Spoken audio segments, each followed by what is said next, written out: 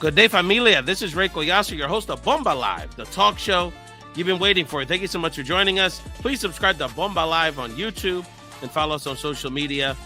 Bomba Live, somewhere between Rachel Maddow and the Breakfast Club, is me hanging out with my family and having these kind of important conversations about, you know, in the case of today, really kind of the state of media and where does platforms like this and why is it so important to have our own platforms where we can elevate our own voices.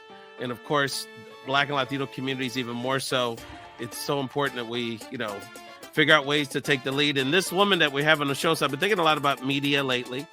And the woman that we brought on the show today, I've been thinking a lot about her because increasing kind of collapse of our old school media apparatuses. What does that mean for content creators? What does that mean for journalists, real journalists? Not like the Joe Budden journalist, as my guest likes to say. And what does it mean for where our community gets accurate information and culturally competent information about our community? So, who better than the editor at large at Black Women Unmuted, and one of our favorite content creators and a great show and a great inspiration of Bomba Live? It's Nicki Mayo. What's going on, Nicki? Important journalist that we have. That not only is leading the charge about the conversation on social media, offline and online, about what is journalism and how do we continue to elevate real journalism in this very, through all the noise. And of course, the culturally competent piece. And I think one of the things, Nicki, that I see kind of in the Latino spaces, there's definitely lessons we can learn about how, in your case, kind of the space that Black journalists have paved for us in many ways. And then how do we manage the social media element of it, which brings in a whole bunch of interesting questions. So, Nicki, welcome to the show. I'm finally glad you're here. Thank you, Ray. And of course, we're representing for not only Be More. Nicki represents for Baltimore all the time, but of course, the orange S is behind her prominently. So I represent for Syracuse. And shout out to my brother Michael Collazo that connected us years ago. And again, I thank you, Nicki, for always being a supporter of the Collazo family. So, Nicki, so let's start with this. We're going to talk later about Black Women Unmuted, and I do want to get your take, even though it's still around Twitter. But I think we have enough space here, and there's a legacy conversation about the impact of Black Twitter in our lives and social media. But I want to start with just the overall media landscape. Our brothers and sisters on the creative side are striking in LA. There's we don't know what the future of kind of the creative space is going to be there moving forward. I just saw a piece that July 7th is going to be a big milestone in terms of the length of the strike. We have friends that are getting laid off at all the major newsrooms all over the country, television, radio, and print. And so there's a need for our voices more than ever, but the mainstream newsrooms are shrinking. So, Nicki, where do we begin to have this conversation about kind of the state of our media? Okay, so as a person who graduated in 2001, I do not know America's newsrooms without layoffs, okay, or without massive job loss. So I really don't even flinch when I hear, okay, jobs, let go of jobs. Anyone who came out of school, I guess probably after 2000, is not used to stability. Knowing that much, though, in our journalism industry, I don't know if there's been a consistent people feeling comfortable in their jobs for the last 20-ish years. That said, though, there's space for entrepreneurial journalism, different avenues. We would love to all lean to the big corporations, the NBCs, the CBS, the big networks and whatnot, as well as those that are kind of popping up. But there's space for growth, guys. You don't have to just rely on the so-called just the mainstream companies, because a lot of them are not weathering these ebbs and flows very well. And if you wanted to connect your name to just one place, you might find yourself heartbroken. At least that's how I feel. I've gotten used to more so branding myself as Nicki Mayo News. I am the product. My journalistic ethics precede me. My career has been vast and consistent. I am consistent, if anything else. So when it comes to the goals that I had graduating versus the goals I have now, they have morphed and changed. It's been 20 years, and it's been 20 years of tumultuous employment. So I'm so used to, if anything else, you, meaning me, I can be a consistent product. I can always be known for accurate information, timely information. I'd rather be correct then first. That's just a thing that sometimes, depending How on your refreshing, newsroom. Nikki, in 2023. You know, Yeah, I that's like a know. foreign concept to a lot of people. The youngins I watching don't know that, understand that. That was kind of like the standard in the old Well, days. and that's where we get kind of into this weirdness of like, because you know how social media looks like journalism. It looks like it. It's Oh like yeah, chameleon-esque it or looks whatever, right? legit. So people are so fixated on, well, I know that what the media won't tell you. That's my favorite phrase. What the media won't tell you, or I'm going to be the journalist today, or community journalism. And a lot of this stuff is getting morphed into, I get it. Folks want a journalism merit badge. Okay. They want the Joe Budden journalism merit badge. And I'm here to say that it's okay to just discuss things. It's okay to just say, I saw something. Yeah, But as a person who worked for the Associated Press, trust me, leave it to the journalist. You don't have to be the journalist. We got people who we don't get paid well, but we got people who do this. We vet information for you. We ethically like disseminate information for you. And when things start to pop up in the news, here's a great example. Tyler Perry and the BET yes, acquisition, you know, that's all those right. rumors about that. I'm at the point now where I just wake up and I just kind of like roll over, half sleep, eye like down here. I'm like, oh, what are they talking about today? I'm just scroll through my newsfeed, like, oh, this is cute. And I say newsfeed, but newsfeed on a social media platform, right? And when I kept seeing the Tyler Perry's going to buy BET, you know, those little things. I was like, okay, I used to work at BET. So I'm just sitting here like, okay, well, that'd be neat, but says who? And I'm looking for a source, right? That's Me right. looking for a source. And I'm not finding anything. Excuse me, guys. Getting over COVID here. I'm not finding anything that says, according to Paramount, according to Tyler Perry. I mean, that part, you know, like if he's going to buy something, I would assume we would have heard something from the man himself. So everyone thinking they got the scoop on this, and I'm saying everyone, I'm saying our friends, not journalists, our friends.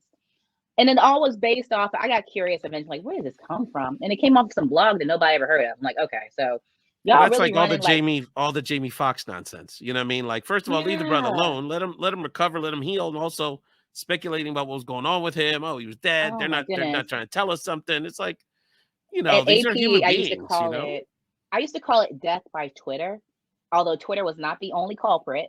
But I'm Yeah. like, death by Twitter. And I'm like, okay, because you'll just look up, somebody said, hey, did you hear that Jamie Foxx passed away? I'm like, no, I didn't. Where'd you hear that? It was on Twitter. I'm like, oh, here we go Did you hear again. the one that Diddy conspired to kill him? Did you hear that one? That Diddy's out here killing everybody. At this You know. point, I'm like, I like fairy tales too. Okay. I like fantasy. I watch a whole bunch of cartoons. I notoriously am a Disney kid. So There you go. I like fairy tales too, but you can't just make stuff up and assume that it's right. Like what the last administration has shown us is that I get it. People will lie. They will make stuff up. That is for you to be a discerning consumer of media, to understand that just because someone says something does not make it so. When we're looking for, I was like, join me now, folks. I get it. You're not journalists, but you want to be one or you want to act like one. So attribution, attribution. That's right. Who said it? And if you can't tell me who said it and they are not a credible source, then how about you just not at least attribute it to the idiot who gave this information to you? You know, don't take that big lot on yourself. Because people are like, okay, you're just making stuff up. Pretty That's much, right. yeah. I Yeah, because it was so refreshing because I'm doing something actually soon, very soon, a virtual town hall with a Latino social media influencer down in Texas. And I sent her some talking points about the subject matter we were going to talk about. And she was like, well, you know, there's several statistics here, but I need the source for them if I don't feel comfortable sharing them. I said, well, first of all, she didn't have to do that because I have an expert that wrote the study. But I was like, wow, that's I hadn't heard someone not feeling comfortable just spitting out a source someone gave them at first blush in some time. So Nikki, the plight of kind of diverse journalists right now is really interesting because on one hand, we still have legacy media, we still have corporate media, we still have big outlets that we need to diversify, that we need, you know, our story is going to be told or not one way or another if we're at the New York Times or the LA Times or what have you. And those newsrooms are always, as you said, perpetually in turmoil. And then there's potentially the opportunity to, you know, develop our own platforms, which obviously can be really challenging from a financial perspective when you want to do it for real. So what are the conversations? Give people some insight on what are the conversations happening in your circles. I know I'm actually going to go to NHJ in a few weeks to Kind of Good. connect with some of our Orlando friends down there. Yeah, yeah. or So Miami, I think, it's a Miami, right? yeah, Yeah. and the Philly chapter. I'm not a formal member, but I stay connected to those folks, and I'm actually gonna be with some of those folks in a little bit. So, what are the Mhm. conversations happening around? Okay, how do we balance having our voice where it needs in a necessary space, but also creating our own independent outlets? I think it is comes down to measuring expectations. Okay, so when I met Mike, we're both students at Syracuse, but we are also both mutually members of the National Association of Black Journalists, National Association of Hispanic Journalists, right? So we've always been working together, and I stay in those type of spaces because I do want to see like not just how do Black journalists do it, but also how are other ethnicities handling this love affair that we're all having with DEI now, right? Like it just popped up now. Um, I have always operated with I am not here to be the window dressing or the veneer of diversity. Okay. So either we're going to embrace and allow for diverse voices, or I'm not going to be a part of it. I can't be your cool Black friend that you throw up, especially me being this dark. I really am Black. Like there's no ambiguity here. This is a Black chick talking, right? Natural hair and all. And I can't, throw all of my credibility behind something that's been manufactured and something that's not true. If we're staying true to telling lending voices and allowing the stories to tell themselves, meaning if you're going to talk about something that is in a particular ethnic community, right, or marginalized, if you want to talk about LGBTQIA or whatever, um, you need to allow those people's voices to bleed through.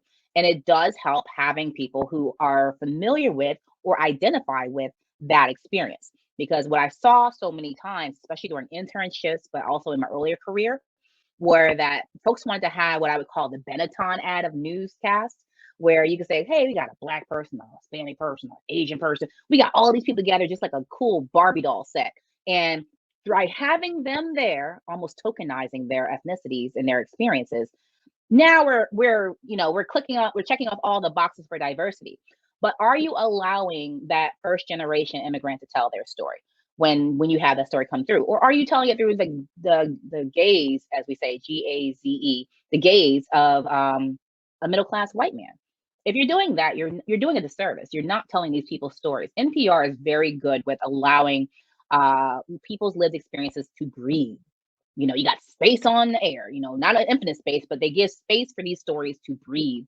I've worked with a lot of Black press organizations throughout my career. I also have a dual degree from Syracuse. The other one is in African American studies with an emphasis on politics and history, right? So, communications and African American studies. My first job out of school was working back at BET. So, at BET News, by the way, BET News and Public Affairs. I've always had a heightened sensitivity to images and portrayals of Black people in media. And I want to make sure that our story is told accurately.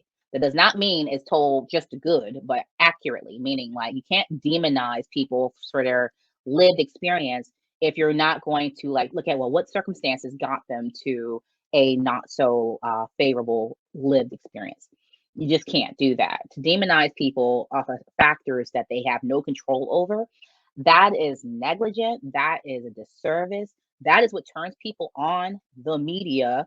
And it's to the point now where I'm trying to do more media education, mostly with young people, but I've tried to like get it as high up as 30-year-olds to kind of help people understand that since you want to use the phrase media so much, let me help you decipher That's right. that yes, media can come in so many different versions and forms. And I know podcasts are our thing now, but I need you to understand what is news, what is opinions, and not to discredit that opinions can't be listened to. I find it very entertaining, and I'm a avid loving. I love podcasts. That's pretty much all I'm listening to these days.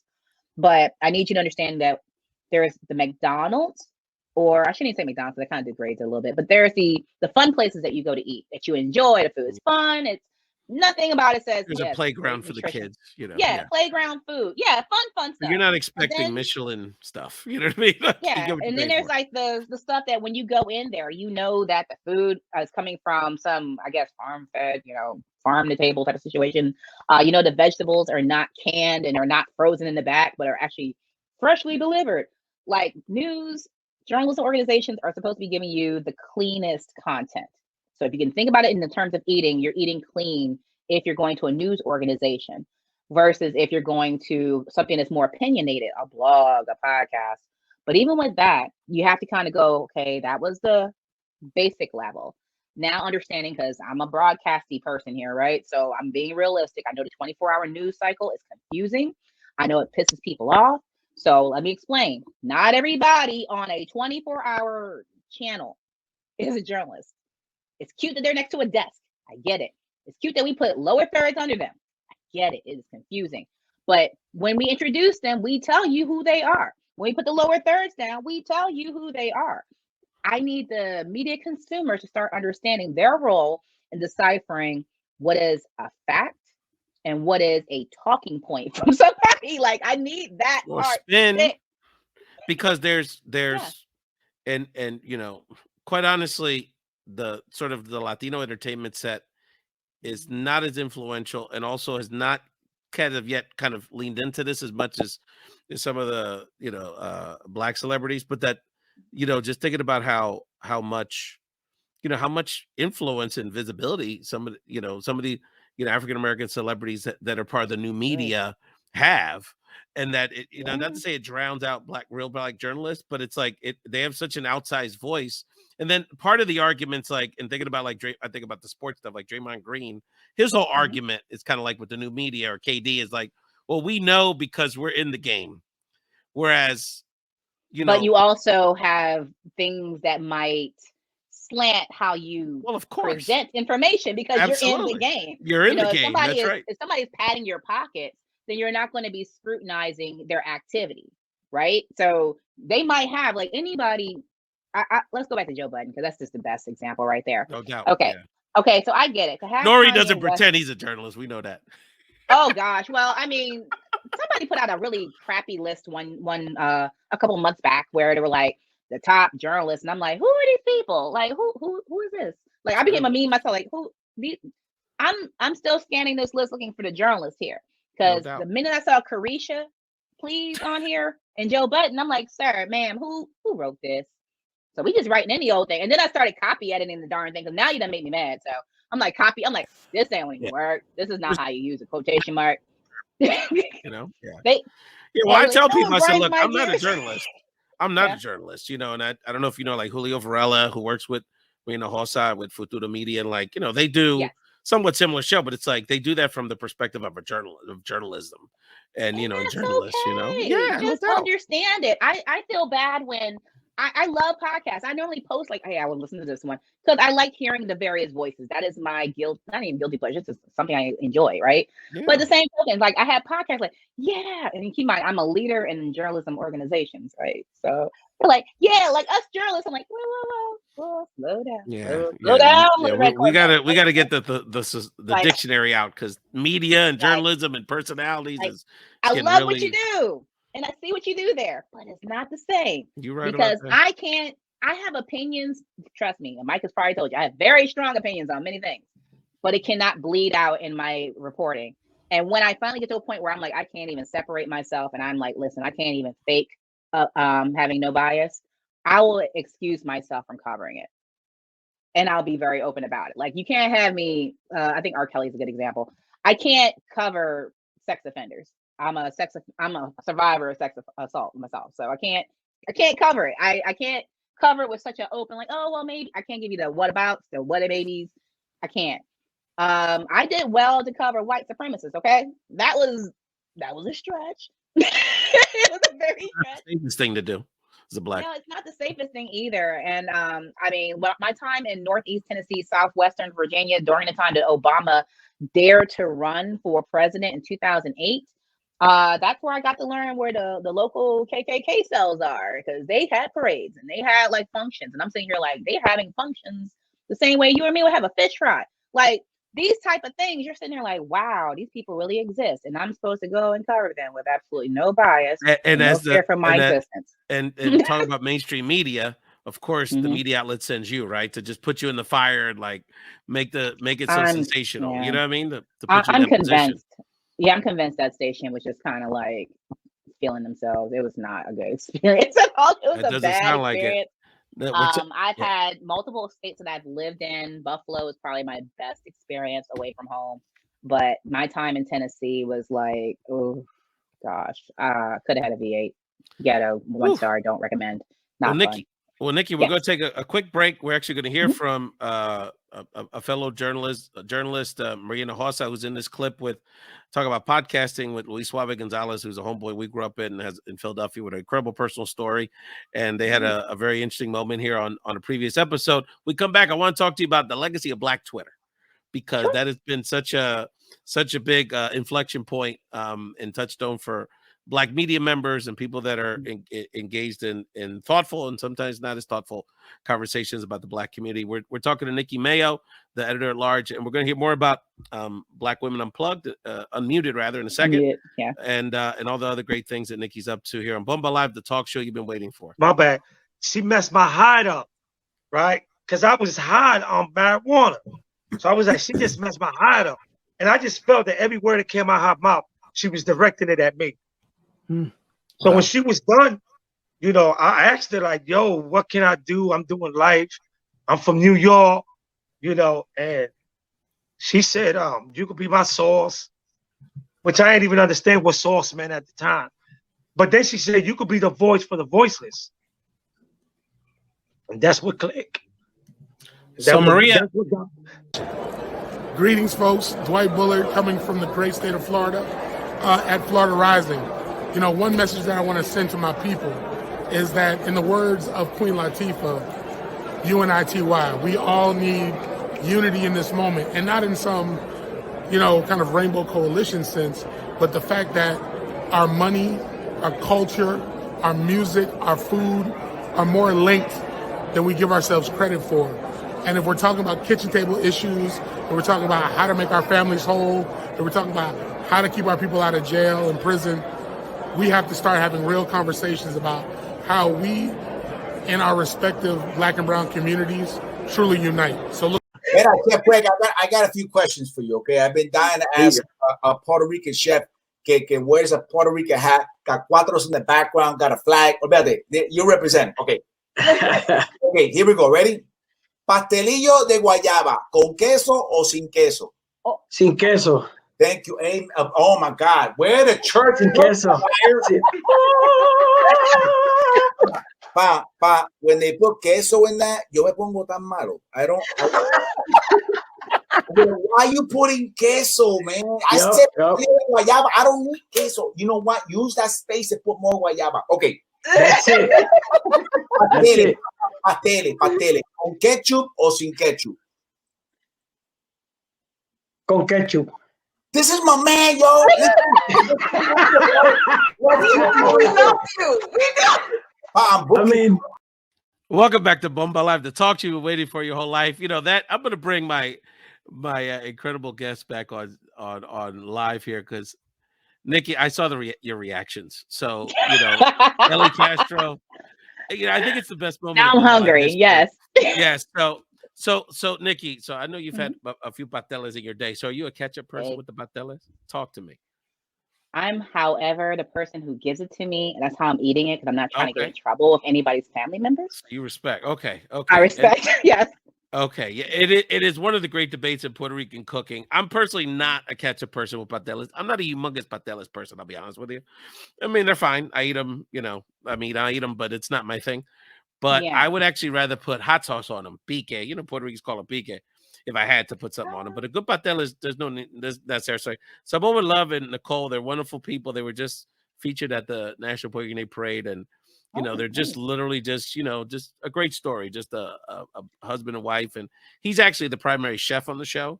And she does she's the producer. She's starting to do stuff. Oh, I need to watch them. Oh, yes. Yeah. Samoa Love. No, they did the recipes that they came on the show once and they did a Puerto Rican ceviche dish, and that is like the most brownie points I ever got with my in-laws and my family, because that's the only thing I can make. So I just make the stuff they have on YouTube. They're fantastic. So my story is that the reason I defer to whoever gives it to me, just however you give it to me, that's it. That's what I'm eating, and I don't ask a lot, is because I don't feel like having the fights in the family. So it's like, okay, a Dominican dude might bring some different type of mofongo out. And I'm like, okay, whatever. Because normally somebody, a matriarch is handing this to me. Okay. What am I going to tell her? to do with her right. food. Oh, I don't Exactly. So I don't like however garlic. you give it to me. I know. But I was there when he was like, queso, and I'm like, yes, please, and thank you. Yes, I'm always gonna ask for more cheese, but that's if I'm given the option. But otherwise, no, I'm not going to alter what you handed to me because my Spanish is good, but it's not good enough when you piss somebody off. Okay. I like that. Okay. The first time I had mangul, which Dominican Uh-huh. stuff, was in the projects on Lower East Side. I was shout out to my man Danilo Rodriguez. I stayed over his house. We were college Yeah. buddies, and I remember his mom made it, and I thought it was the most. It was the word was odd. The concept to me was really odd. Mhm. Puerto Ricans don't really make that for breakfast, so but it was delicious and it was all good. And so we got to stretch our comfort zone, and so many of our foods are so similar, especially the Caribbean flavors. So when we went to Jamaica a few years ago, I was like, this, I think, I mean, obviously the jerk, curry, and there's a little, but it was the food is so similar, and it's a lot of Even fun the to rice see the and beans differences. versus rice and peas Oh conversation will my have you God. here for Oh my ages. God.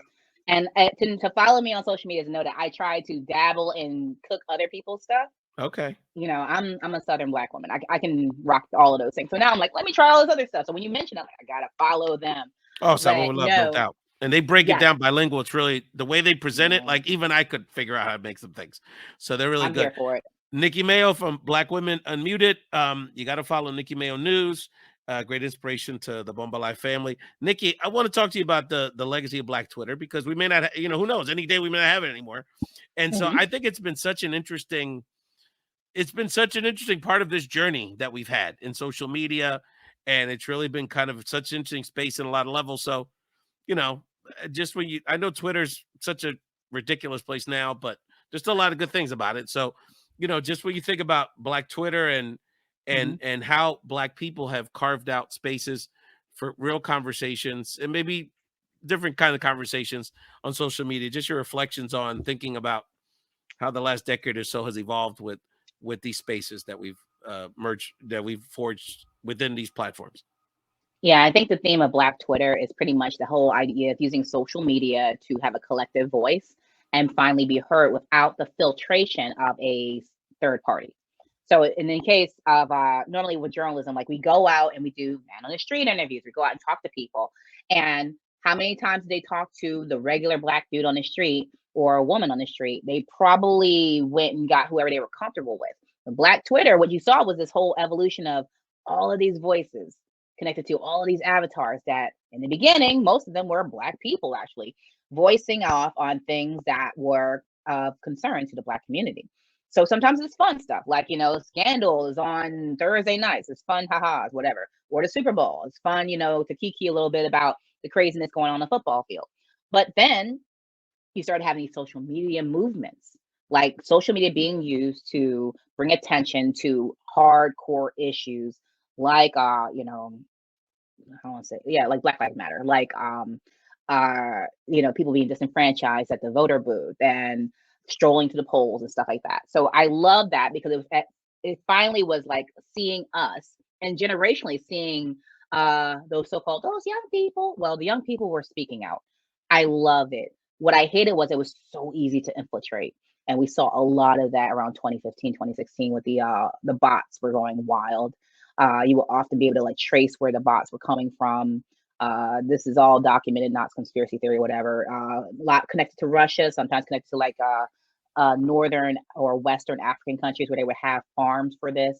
And that was very problematic because the same way, the same volume and the space that they were moving issues was being manipulated and hijacked on several occasions, to the extent of I would engage with some people and realize I'm talking to a bot, or engage with people and I'm just like, so are you even Black? Like, let me see a real picture here, or give me a LinkedIn something. Again, back to attribution. Like, who's talking to me is the question, right?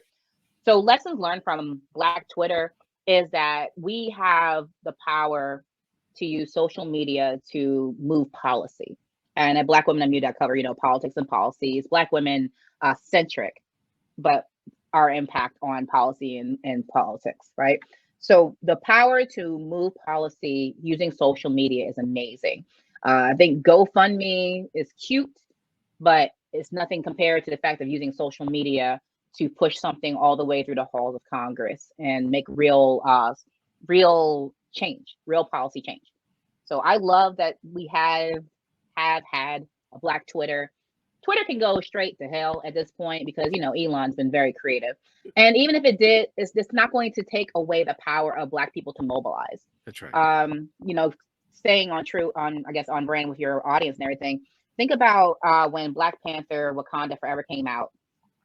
And the conversations, I mean, yeah, you had to click Google Translate a couple times there, but the conversations that were happening around colorism and the Hispanic community, right? And I'm sitting there like, you know, I'm riding hard for my Mezzo dude. So y'all leave it alone. But at the same time, you had like some very of color Hispanics going in. And I'm like, what you won't do is mess with the hero, protagonist kind of hero. Like, well, it made even some Latinos, because racism is so entrenched and colorism is so entrenched in our community, all of our communities, that it made there being such an unapologetically indigenous, you know, character lead like that made some people in our community accountable. I mean, uncomfortable, and to the point where, as you saw, that, you know, maybe coincidentally, but it speaks to the challenges we have in our culture.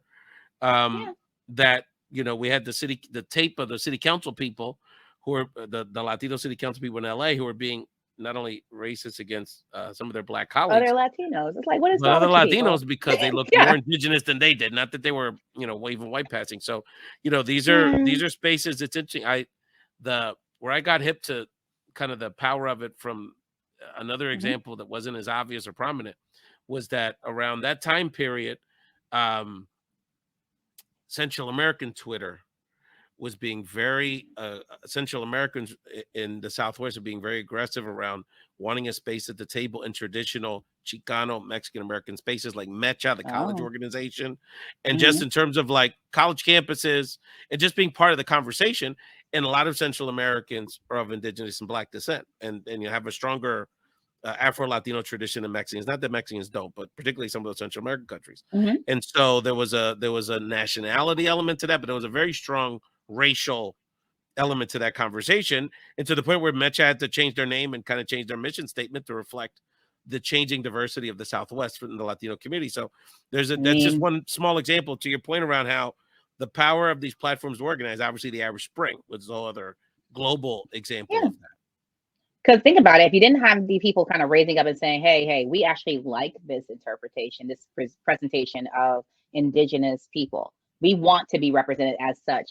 To have, I guess, all of Telemundo or Univision crying like, well, why you gotta look like this? Because he's actually from the area. That part. Like, seriously, like, did you want it to reflect all the colonizers? Did we want to go that direction? Given the time frame, did you really want that? No.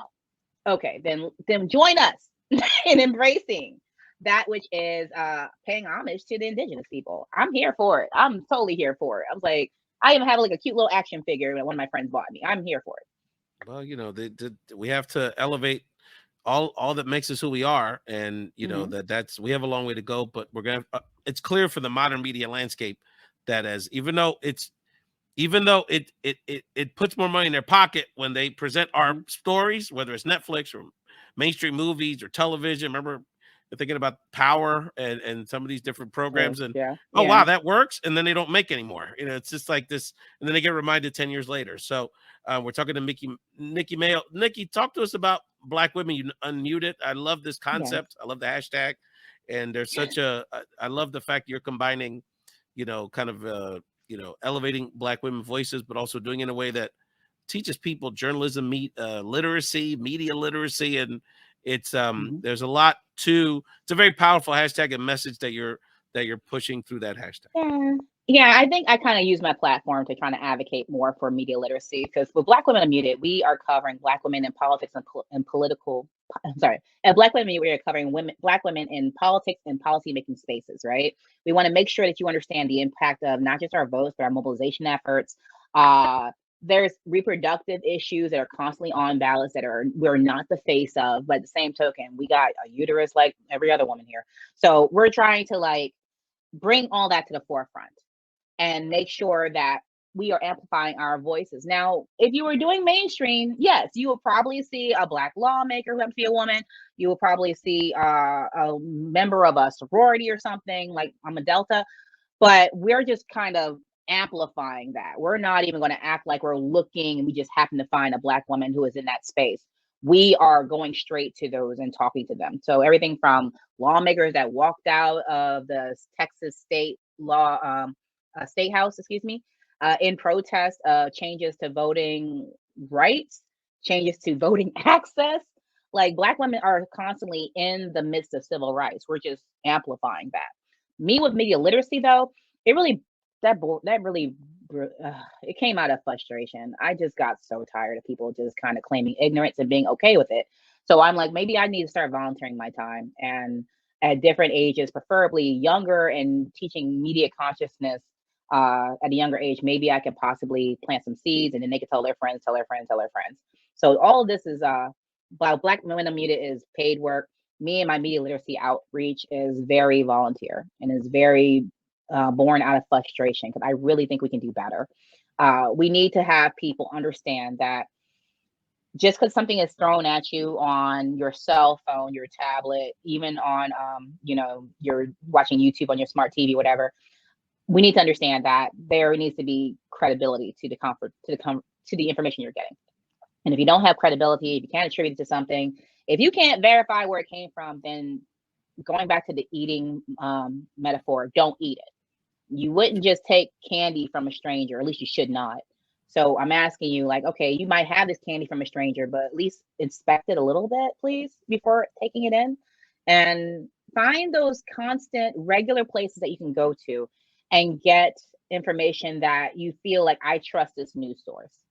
I have people who say, okay, they'll see something pop up and they will DM me and say, is this for real? And I don't even mind anymore, because I'm just like, at least you're trying to vet the information, and I'll let you know. Because when we had your hydrochloroquine or whatever that bleachy stuff that y'all's past president was trying to push, it was like, horses, okay, when the fact that my discernment eye is so aggressive is that I woke up half asleep and saw like 4 alleged doctors with white lab coats outside of the Supreme Court somewhere. And because they're wearing lab coats, we're supposed to believe that something called hydrochloroquine or whatever the heck it is a way to fight COVID. And I'm like, I've never immigrant seen Black woman doctors there too, right? Like, yeah, they had a token Black lady and everything. Like, yeah. But you gotta make sure you trust us. So threw her in there too. And I just looked at it, I was like, this is definitely not real. I'm going back to bed. And then I woke up and I saw everybody like, yo, well, this Black lady said, I'm like, okay, y'all, for real. Have you seen this woman before? That's right. Real talk. Google her. Have you seen her before? If there's going to be somebody coming out with this landmark, wow, phenomenal. Like, stop feeling like you are, well, maybe this is right. Like, people feel like they're Christopher Columbus here. Like, I discovered something new. And in the same vein of his stupidity, no, you have not. In fact, you are on the wrong path. Please stop. It's unbelievable. It is crazy. It's another story for another time, Nikki. But God, you can have whole master's classes about it. But our society is the imagery and the way Black women are portrayed and covered and not covered is so amazing, because we have like these in our culture, we have these like Black women gods, you know what I mean? Like, Beyonce, Oprah, Michelle Obama, Serena, like, and they're exalted in one sense, right? By the mainstream and sort of universally loved. But then I think about, like, I believe her name was Tori Bowie, the track star who just died recently during her pregnancy. And just like, this is a woman of high achieving person. And, it's pretty clear that, there's a really good chance that because she's a Black woman, she didn't get the kind of care that she needed. Doctors didn't listen to her the way, she deserved. And that's just one small example of someone that's in the elite relatively. I mean, Olympic doctors champion. almost killed Serena Williams during her pregnancy. Look at that. Yeah, blood clots. And I never took blood clots as seriously as until recent, of course. But yeah, like, not listening to Black women seems to be like a thing that will not leave our society. As a result, our lives are not seen as most valuable. We're often told that we're not as desirable. So, okay, fine, don't desire me, but can I live? That's my whole thing. Can we at least exist? And I think obviously anyone in our circles is like, no, we don't believe that, duh. But when it comes to combating images in the media, that's where like people like Black women, I need to come in handy, because we're just like, listen, we erased all that noise.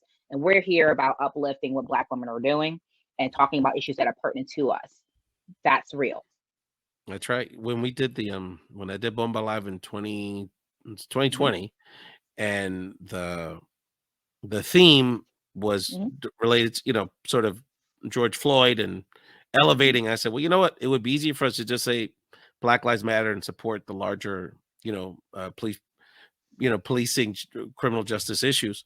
But I said, I want to focus it on how do we address this issue within our own community? We got to call ourselves out about dealing with it. And I remember people saying, and one of the simple things I did, I was like, I want to make sure that, if there's 40 people on the show, there's going to be a very healthy percentage of Afro Puerto Ricans, Afro Latinos, and Black people. And I just remember people saying, wow, like we just, as Puerto Ricans, they were like, and we just don't see like a healthy amount of Black Latino faces just on anything in our media, other than maybe like an occasional music video or something. So it's like, like we have to start from the simple things and hold ourselves accountable. Like if you're self-segregating yourself, then yes, you're not even exposing yourself to your neighbors that, could easily be that good influence that you need. Real talk, growing up in Baltimore, not a lot of Puerto Ricans around here, not a lot of Dominicans, whatever. Carmelo Anthony, but yeah. Carmelo Anthony is like straight out of La Perla, okay? Like, I don't know where he came from. He went from La Perla to New York City to, okay, so he's everywhere. He's everywhere, that brother. He's Black presenting anyway, so he would have just been a Black dude. But yeah, yes, exactly. Every Afro Latino dude I know is like, oh, I didn't even realize it until you tell me, okay? Maybe they might have a surname. They're Black, okay? But no, it's sad because when I went to Syracuse, that's where I kind of like got hit with like the Latino bomba here, like everybody like, okay, like who are these people? And then that's where I had to learn like the difference between a Puerto Rican, a Dominican, Panamanian, all that stuff. I'm like, we didn't have that back home. We're borderline, like we're Southerners in a way, we didn't really have all that going on. And DC was more diverse in those days. Now there's diversity everywhere, but yeah. Now it's more Central American in the Baltimore area, if anything. American. Yep. And I mean, I'm all here for it, bring all the people. Darn it, I don't care. I speak Spanish. Let's go for this. But it's just one of the things of like to close yourself off from it, to not learn, especially if you are of a brown hue. Like real talk, I get it. You might be light, you might be fair skinned, but you ain't white. So you might want to learn who's already here and what was their experience, because it might mess around and be yours. No doubt. One of the things in